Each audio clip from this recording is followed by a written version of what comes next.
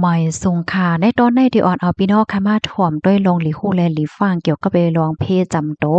มื้อเหลียวในจุ่มหยอกเหรียญจุ่มโจรเขานั่นเขาก็ใจลอกลายหลายๆลอกลายเปิดตาเตไล่เงินมาจังไหนอ้อเมื่อวันที่3เดือนธันวาคมปี2026ในมีข่าวงาออกมาว่าผู้ใจตื้อสื่อตรงก้นก่อนหนึ่งจื้อฮ้องว่าน้องตายไล่ออกมาเตรียมต่างลองตั้งเปิงเปลี่ยนแลปันฟางถึงก้นตั้งหนำเนาะ ลงได้ก็เป็นกว่าดีตั้งหลังกัดแม่ริมพาซาวิ่งเกียงใหม่เนี่ยค่ะมานั่งใครในว่าเมื่อพ้องดีนั่งกินหมักจอกอยู่ดีนาเฮิรนนั่นไลหันก้าแหวนลำหนึ่งคอมากกึดสืบนั่นก็มีก้ากระบะเทียงลำหนึ่งคอมาจังเนี่ยนะ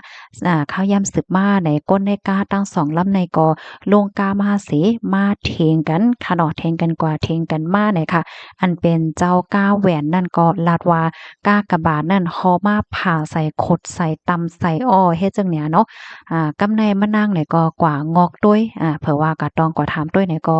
ไล่ครบทบหันว่าก้าวแหวนนั่นค่ะมีค่อยทุบ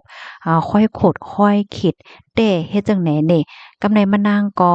ลัดว่าเตจอยสืบโฟนห้องภูมิปนพร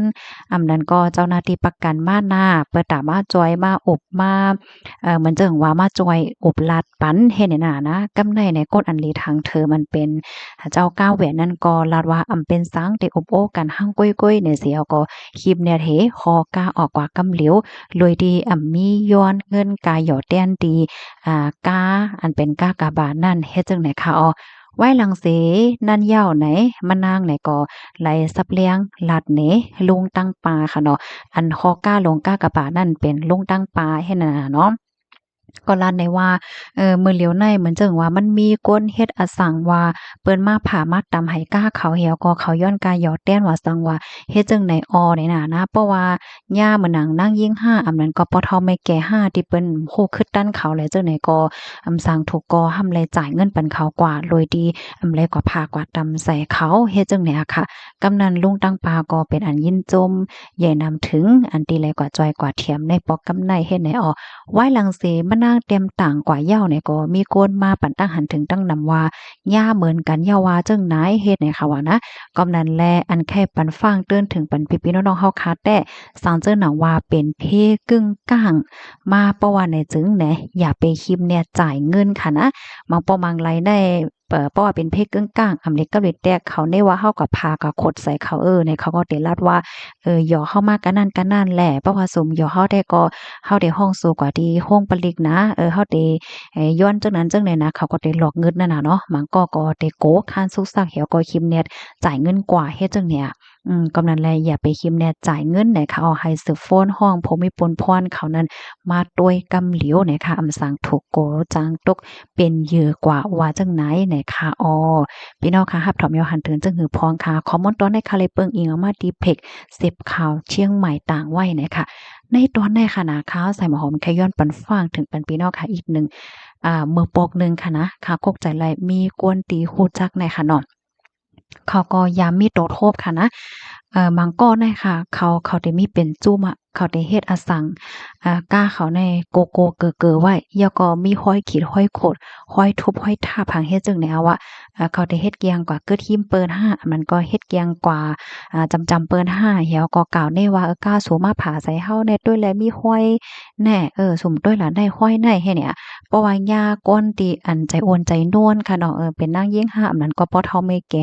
5เป็นก้าที่อันมีไว้กองถ่าย CCTV 5ในห้ำทางเตะน่ะเนาะ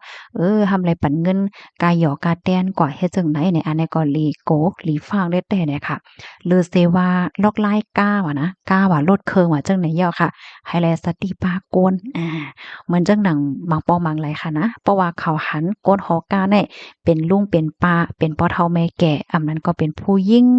ว่าหังว่าเฮ็ดจังไหนมันจะคอมากก้าซ้ำเป็นก้าแหวนว่าก้าใหม่ๆว่าหังว่าเฮ็ดจังเนี้ยเนาะเขาแลบได้ฮู้ว่าก้าลำในแลบได้มีไหวประกันจันหนึ่งไหวรับรองน่ะเนาะรับรองเพศกึ่งกลางค่ะนะตั้งไทยได้ฮ้องว่าประกันเฮ็ดให้เพราะว่าเขาวนจั่งใดแหนมจะอยู่ๆเนี่ยได้มีกฎเนี่ยเรียนกว่าตั้งหน้าอันนั้นก็เรียนกว่าเตื้อให้กล้าแหวก็กล่าวได้ว่าสู่ฮอกล้าผาเฮาสังสิงเฮ็ดแนวก็ย้อนกายหยอดกาแต้นค่ะนะเพราะว่าเป็น กาที่มีประกันไหนจึงเปิ้นก็ได้ยอดแต้นกายดยาว่ากาซุ่มขิงข้าวยามอำาไรเหตุการณ์ว่าซังว่าเฮ็ดจั่งใดแหน่มันยามมีแน่ๆน่ะพี่น้องค่ะมื้อปองหนึ่งค่ะยินเปิ้นไข่เหนกำนั้นแลคกใจไหลแหวก็ไข่ย้อนมาไข่เหนปันพี่น้องเฮาแหน่ค่ะเนาะให้ไหลฟังสติกันนำเสกำแหน่ค่ะอ้อพี่น้องค่ะก็ไหลดีหันข่าวเงาอันในยาวน่ะเฮอเดจังเป็นขอฟังเตือนถึงปันกวนหิมหอมเฮาค่ะนั่นเนี่ยก็จอยกันสะเปิ้นแพแชร์กว่าเสกำค่ะเนาะยินจมเมียนำค่ะเอาใหม่ส่งค่ะ